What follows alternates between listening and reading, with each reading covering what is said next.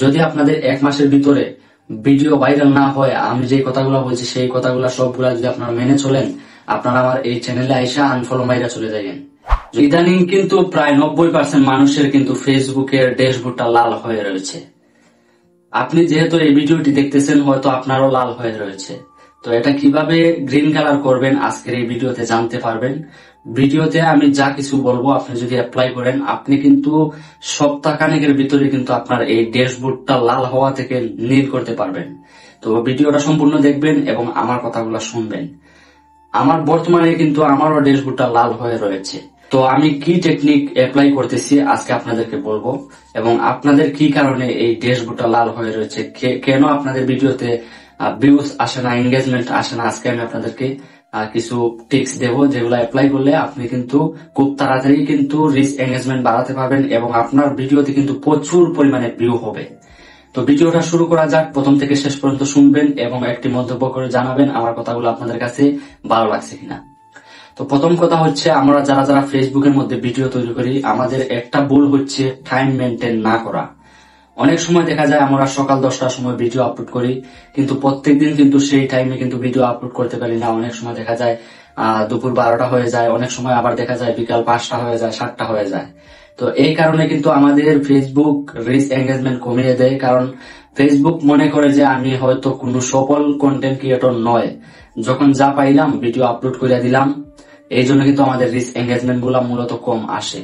আপনি যদি time maintain করে ভিডিও আপলোড করেন, আপনার রিচ এঙ্গেজমেন্ট কিন্তু খুব তাড়াতাড়ি বাড়বে।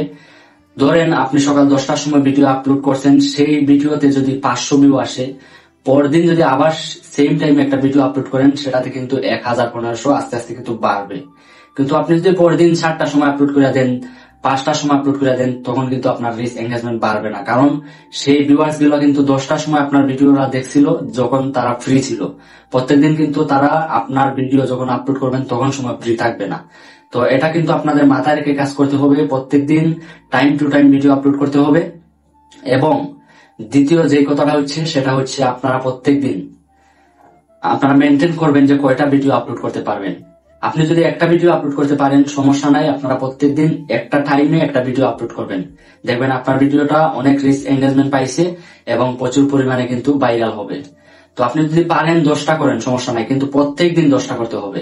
আপনি যদি একটা পারেন একটা করেন, 10টা পারলে 10টা করেন, কিন্তু এটা প্রত্যেকদিন করতে হবে। আজকে যদি 5টা দেন, কালকে 2টা দিন, তারপর দিন 1টা দিন, বা তারপর দিন 10টা দিন, এটা কিন্তু হবে না। আপনাকে কিন্তু ধারাবাহিক ভাবে কাজ করে যেতে হবে, তাইলে কিন্তু আপনার রিচ এঙ্গেজমেন্ট গুলা বাড়বে এবং দেখবেন যে খুব তাড়াতাড়ি কিন্তু আপনার পেজের মধ্যে ফলোয়ার আসা শুরু করবে। তো এটা হচ্ছে একটা বিষয়। আর তারপর যে বিষয়টা বলবো সেটা হচ্ছে গিয়ে ক্যাটাগরি। ভাই, ক্যাটাগরি যদি আপনারা না মানেন তাহলে কিন্তু আপনাদের ফেসবুকে কাজ করার দরকার নাই। কারণ হচ্ছে ক্যাটাগরির মধ্যে কিন্তু সব থেকে বেশি ফোকাস করে ফেসবুক। ধরেন আপনি ফানি কন্টেন্ট তৈরি করেন, তো আপনার ফানি কন্টেন্ট যারা দেখে তারাই কিন্তু আপনার পেজটাকে ফলো করবে। তো মাঝে মধ্যে যদি আপনি সেই ফানি কন্টেন্ট পেজের মধ্যে একটা গান আপলোড করে দেন, তাহলে কিন্তু সেই পেজ ডাউন হয়ে যাবে এবং যারা ফলো করছিল তারা তো আনফলো করবে, তাদের সামনে আপনার এই গানটা নিয়ে আর শো করবে না। কারণ আপনি নিজে মোবাইল ফোনটা হাতে নেবেন, নেওয়ার পর ইউটিউবে যাবেন বা ফেসবুকে যাবেন, যাওয়ার পর আপনি 10টা যদি কোরআন তেলাওয়াত দেখবেন পরবর্তীতে আপনার সামনে অনেক সুন্দর সুন্দর কোরআন তেলাওয়াত আসবে। এটা ইউটিউব বলেন বা ফেসবুক বলেন বা টিকটক বলেন, যে কোনো সফটওয়্যারে যাবেন, আপনি যে কোনো ধরনের একজাত ভিডিও দেখবেন। যদি ফানি ভিডিও দেখেন, আপনি 10-12টা ফানি ভিডিও দেখবেন 10-12টা ফানি ভিডিও দেখার পর আপনার এই অ্যাপস এর মধ্যে শুধু ফানি ভিডিও আসবে। কারণ আপনি যে ফানি ভিডিও গুলা দেখছেন, আরো নতুন নতুন ফানি ভিডিও আপনাকে দেখার জন্য ফেসবুক কিন্তু সাজেস্ট করে দেবে। তো আপনি যদি তারপর ফানি ভিডিও দেখেন, তাইলে তো আপনার সামনে নতুন নতুন ফানি ভিডিও নিয়ে আসবে। কিন্তু হঠাৎ করে কি আপনার সামনে তখন গান নিয়ে আসবে, গজল নিয়ে আসবে? কখনোই নিয়ে আসবে না। কারণ ফেসবুক এটা বুঝতে পারছে যে আপনি ফানি ভিডিও দেখতে পছন্দ করেন, এই জন্য নতুন নতুন ফানি ভিডিও কিন্তু আপনাদের সামনে শো করাবে। আপনি যদি ইউটিউবে যান, ধরেন আপনি দেশের খবর দেখেন, আমিও কিন্তু নিজে দেশের বিভিন্ন খবর দেখি, বিভিন্ন টেলিভিশনের খবর কিন্তু আমার ফলো করা আছে। তো তখন সময় দেখা যায় আমার শুধু খবরগুলার ভিডিও ধারাবাহিক ভাবে আসতে থাকে। তখন কিন্তু আমার এই খবরের মধ্যে ওখানে ফানি ভিডিও আসে না, ওয়াজ মাহফিলের ভিডিও আসে না, কারণ এই রিলেটেড ভিডিও আমি দেখি প্রত্যেকদিন একটা টাইমে, এই টাইমে কিন্তু আমার এই রিলেটেড ভিডিও আসে।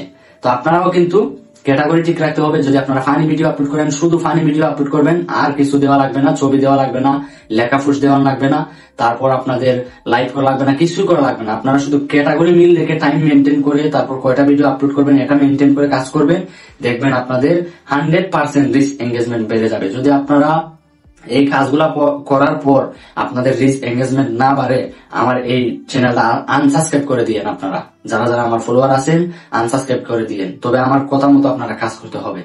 তারপর যে কথাটা হচ্ছে সেটা হচ্ছে আপনি প্রত্যেকদিন চাইবেন, আমি আমার ব্যক্তিগতভাবে বলছি, প্রত্যেকদিন চাইবেন সকাল 9টার ভিতরে একটা ভিডিও আপলোড করতে, আর রাত্রে 8টা থেকে 9টার ভিতরে একটা ভিডিও আপলোড করতে।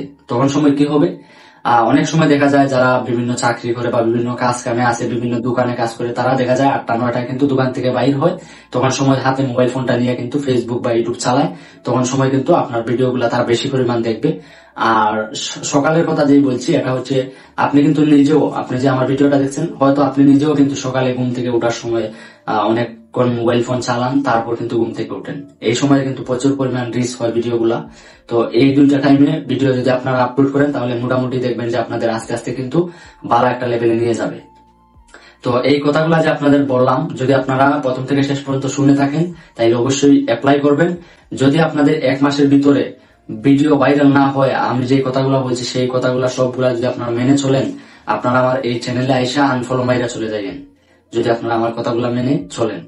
তো আজকের ভিডিওটা এই পর্যন্ত, দেখা হবে অন্য কোনো ভিডিওতে। ভালো থাকবেন সবাই, আসসালামু আলাইকুম।